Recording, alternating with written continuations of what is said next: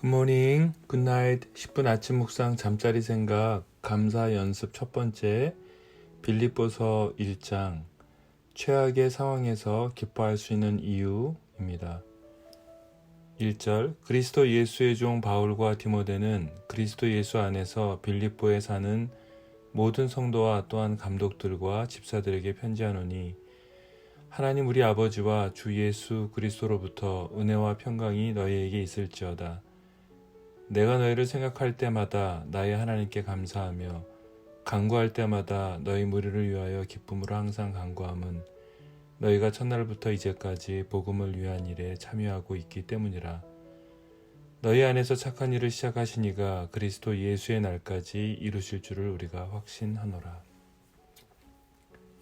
사도행전을 묵상하신 분들은 옥중서신, 그러니까 감옥에서 쓰여진 성경에 관심을 가지게 되실 것입니다. 바울은 로마의 감옥에서 어떤 마음으로 글을 썼을까? 그가 전하려고 했던 것은 무엇인가 생각하게 됩니다. 빌립보서는 기쁨, 기뻐하라는 단어가 18번이나 기록되고 있습니다. 제가 빌립보서 묵상할 때 참조하는 두 개의 주석이 있습니다. 하나는 김세훈 박사님의 강의를 요약한 것과 IVP의 알렉 모티어가 지은 강해집을 묵상의 자료로 사용하고 있습니다. 이 책들 앞에 쓰여 있는 대표적인 소주제가 바로 항상 기뻐하라입니다. 빌립보서를 깊이 묵상하고 또 이어서 다른 서신을 묵상하려고 계획하고 있습니다. 사도행전에서 빌립보에서 벌어진 일들을 먼저 기억하면 바울의 생각과 마음을 조금은 유추할 수 있는, 그래서 묵상을 바울의 마음으로 또 보면서 하나님에 대한 바울의 태도를 우리가 조금씩 알아갈 수 있을 것 같습니다. 바울은 이제 빌립보서를 쓰는 시점에서는 시간이 얼마 남지 않았습니다. 석방이 되거나 혹은 사형 선고를 받을 수 있는 상황에서 쓰여졌습니다. 왜 감옥에서 쓰여진 이 서신은 기쁨과 감사로 가득한가? 오늘을 사는 제게 아주 큰 도전을 주는 묵상이 될 것 같습니다. 사도행전 16장에서 여러분 함께 묵상했었던 것처럼 바울이 아주 어려움에 직면하지요. 성령이 아시아에서 말씀을 전하지 못하게 하십니다. 물론 바울이 계속 애쓰지만 또 16장에서 예수의 영이 허락하지 않는다는 것을 우리가 볼 수 있습니다. 물론 하나님께서 어떤 방법과 수단을 통해서 자신의 뜻을 분명하게 보여주셨는지에 대해서는 성경에서 찾아볼 수는 없습니다만 분명히 누가는 사도행전을 기록하면서 16장 6절과 8절에서 기록하고 있습니다. 성령께서 마게도냐의 환상을 바울에게 보여주시면서 처음에 이렇게 마주하게 된 그 첫 번째 도시가 바로 빌립보라는 사실입니다. 성령께서 마게도냐로 가라고 해서 빌립보가 그 걸음을 시작했을 때 만나게 된 그 첫 번째 도시가 빌립보입니다. 하나님은 성공하고 계시고 사람은 하나님의 뜻을 따르는 그 사람은 그 하나님의 뜻에 인내로 한 걸음 한 걸음 가는 모습으로 지금 비춰지고 있는 그 성경을 보게 됩니다. 빌립보라는 도시는 알렉산더 대왕의 아버지인 마케돈의 빌립이라는 이름에서 따서 오게 됐죠. 주전 360년 그 도시를 트라키아 사람들로부터 빼앗아서 빌립 2세가 그 도시를 점령하게 되고 자기 이름을 도시 이름으로 정하게 되죠. 로마의 식민지가 된 빌립보는 축소판 로마로 불려졌습니다. 그 이유가 있습니다. 로마 황제가 로마 제국의 특별한 도시들에게 부여한 그 명예를 수여하게 되거든요. 로마 황제가 도시들을 점령하면서 특정한 몇몇 도시들에 대해서는 특별한 그 도시로 이렇게 수여합니다. 그래서 소유권이라든가 땅을 양도하는 문제라든가 세금 납부 혹은 그 지역의 행정과 법에 관한 그 살고 있는 식민지 주민들의 그 전체적인 법적인 지위를 이탈리아 로마와 똑같은 대우를 해주는 그런 특권을 주는 것입니다. 그래서 그 도시는 어떻게 보면은 빌립보는 작은 로마와 같은 그 법과 행정과 모든 것을 따르도록 하는 특정한, 그래서 로마 시민이라면 예를 들어서 빌립보에서 채찍을 맞거나 체포당하는 것이 면제되는, 그래서 문제가 있으면 언제든지 로마 시민은 그 지역이 아닌 황제에게 자신의 문제를 항소할 수 있는 권한을 가진 곳이 바로 빌립보였습니다. 바울이 첫 번째로 세운 유럽 교회 빌립보 교회입니다. 바울은 빌립보서를 기록하면서 빌립보에서 있었던 일을 기억하면서 편지를 썼을 것이죠. 당연히요. 여러분 어떤 일이 있었는지 기억하시나요? 성령이 이끄심으로 시작된 마게도냐를 향한 걸음으로 빌립보에 도착합니다. 여기서 루디아를 만납니다. 두아디라 성의 그 자주장사로 하나님을 공경하는 한 여인 이렇게 기록되고 있죠. 하나님께서는 그 여인의 마음을 열어서 그 여인의 마음을 열었다는 표현을 성경에 기록하고 있습니다. 바울의 말을 청정하게 하십니다. 그래서 성령의 인도하심을 받는 그 바울의 걸음에 하나님이 함께하고 계심을 우리가 보게 되는 거죠. 성령이 가라고 하셨고 거기서 만난 여인이 있는데 그 여인의 마음을 하나님이 열어주십니다. 그래서 이제 교회가 시작되는 것이죠.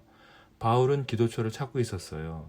여러분도 아시겠지만 유대인들은요, 성인 10명이 모이면 회당을 만듭니다. 회당에 모여서 기도하기 위해서였죠. 그래서 바울이 기도처를 찾았다는 의미는 그 유대인이 적어서 회당을 만들지 못했거나 혹은 유대인이 많았어도 그 지역에서 그 유대인의 신앙을 받아들일 수 없는 그 사회적인 분위기, 그래서 아마 회당을 짓지 못할 수 있었겠다 추측할 수 있습니다. 그래서 빌립보에 회당이라고 얘기하지 않고 기도처를 찾았다는 말이죠. 빌립보에서 바울과 실라가 투옥이 되어졌던 거 기억하세요? 근데 그 자리에서 왜 투옥되냐 하면 저많은 귀신 들린 여종이 하나 있었죠. 그래서 그 여종을 통해서 돈을 버는 그 비상식적인 사람들이 있었어요. 그 사람들로 인해서 마침 귀신 들린 여인이 바울과 실라를 향해서 외친 기록이 있죠. 지극히 높은 하나님의 종이다. 이들이 너희에게 구원의 길을 전하고 있다라고 외치던 그 귀신 들린 여인 기억하실 것입니다. 이 여인을 통해서 돈을 버는 아주 비상식적인 사람들이 있었는데 바울은 이 여인에게 있던 귀신을 쫓아냅니다. 이 일로 인해서 감옥이 투옥되었고 바울과 실라는 죄수들이 있는 곳에서 기도하고 하나님을 찬양했습니다. 여기서 지진이 나죠. 그리고 옥토가 움직여서 문이 다 열리게 됩니다. 모든 사람이 그 메인 것이 다 벗겨지죠. 그리고 죄수들이 도망으로 어떻게 해야 되나 자결하던 그 간수를 향해서 바울이 소리를 지릅니다. 너의 몸을 상하게 하지 말라, 죽지 말라고 소리 질렀을 거예요. 그때 간수의 질문을 기억하실 것입니다. 무서워 떨며 그가 엎드려서 어떻게 하여야 구원을 얻을까를 묻습니다. 바울은 그에게 말하죠. 주 예수를 믿으라. 그리하면 너와 내 집이 구원을 얻으리라. 결국 자신과 권속들에게 세례를 베풀게 되고 그리고 하나님을 믿게 됩니다. 바로 빌립보는 루디아라로 한 여인과 이 간수가 하나님을 믿게 되죠. 그래서 하나님이 하시고 계심을 우리가 보게 됩니다. 또 바울도 보게 되었죠. 하나님이 하시는 것을요. 하나님이 루디아의 마음을 열어주셨기에 바울의 말에 청종하게 되었습니다. 바울은 복음이 전해지는 과정에서 귀신이 외치는 소리를 그냥 지나치지 않았어요. 그럴 수밖에 없었던 건 그 영어 성경을 보게 되면 A way of salvation이라고 말했어요. 즉 한 가지의 구원의 길, 이들이 전하고 있다. 그러니까 구원은 오직 예수를 통해서만 되어지는 것, 이거를 얘기하고 있지 않고 그 귀신이 예수 말고도 여러 길이 있는데 그 중에 한 가지의 구원의 길을 외치고 있다라고 그 귀신이 얘기하고 있었어요. 바울은 이 복음이 전해지는 과정에서 아주 교묘하게 복음을 맞는 그 사단과 귀신들의 일하는 걸 보았죠. 예수 그리스도 외에는 구원이 없습니다. 그렇죠? 그렇지만 다른 종교를 통해서 구원의 길로 이끄는, 그래서 결국 모든 종교는 다 구원에 이르게 된다고 하는 그 종교다원주의, 잘못된 구원이죠. 그래서 예수 그리스도 외에는 구원이 없습니다. 이것을요, 그 귀신이, 그 사단이 이야기하고 있었다는 거예요. 바울이 그래서 귀신을 쫓아버리죠. 이렇게 복음이 전해졌고, 그리고 교회가 루디아를 통해서 세워집니다. 이제 빌립보서 1장 1, 2절인데요. 오늘 여러분 앞에 읽어드렸습니다. 그러니까 중요한 단어를 바울이 사용하죠. 1절에 그리스도 예수의 종 바울과 디모데는 그리스도 예수 안에서, 빌립보에 사는 모든 성도와 또한 감독들과 집사들에게 편지한다. 이렇게 썼어요. 그리스도 예수 안에서입니다. 주님이 함께 계셨습니다. 바울과 말입니다. 바울의 편지를 받는 간수와 또 그 가족들 그리고 루디아 모두 그 의미가 무엇인지 바울이 그 일하심이 무엇인지 직접 눈으로 경험한 사람들이기 때문에 바울이 1장 1절에서 이야기하는 그리스도 예수 안에서 이 말은 이 편지를 받는 그들에게 정말로 실제적이고 또 되게 놀라운 감동을 전하는 인사였습니다. 우리가 감옥이라는 그 최악의 상황, 사형에 구형되는 상황에서라도 기쁨을 잃어버리지 않고 기뻐할 수 있는 이유는 바로 그리스도 예수 안에 거하는 것입니다. 그럴 때 우리는 하나님께 감사할 수 있죠. 루디아는 하나님의 마음을 열어주시면서 모든 것이 가능한 것을 경험한 사람입니다. 하나님의 음성에 청종할 수 있는 그 첫 번째는 마음을 여시는 하나님을 경험하는 것입니다. 빌립보의 이 두 사람은 그날의 경험 이후에 계속해서 복음을 전하는 데 참여하고 있었습니다. 바울은 옥에서 빌립보 성도들을 생각하면서 감사가 떠올랐습니다. 우리의 감사를 막는 것은 무엇입니까?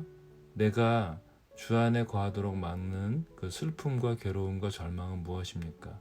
혹은 감사를 막는 두려움은 무엇입니까? 바울이 이 처한 상황에서도 예수님이 함께 하시기 때문에 감사를 막을 수 없었습니다.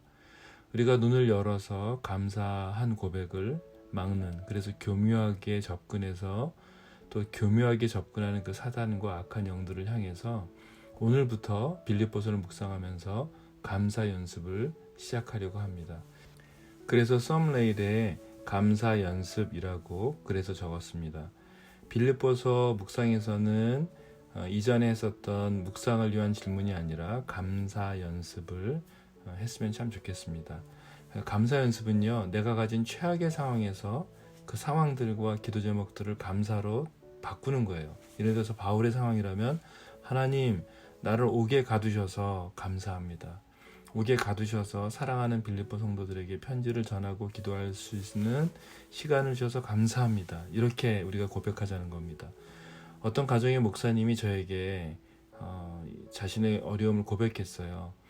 자신의 그 방황하고 있는 아들에게 맞았고 욕도 먹었다고 하시면서 이걸 어떻게 해야 될까 너무 절망적이었지만 오히려 이것을 감사로 바꿨다고 합니다. 가슴 아픈 상황이지만 하나님 아들에게 맞았습니다. 욕도 먹었습니다.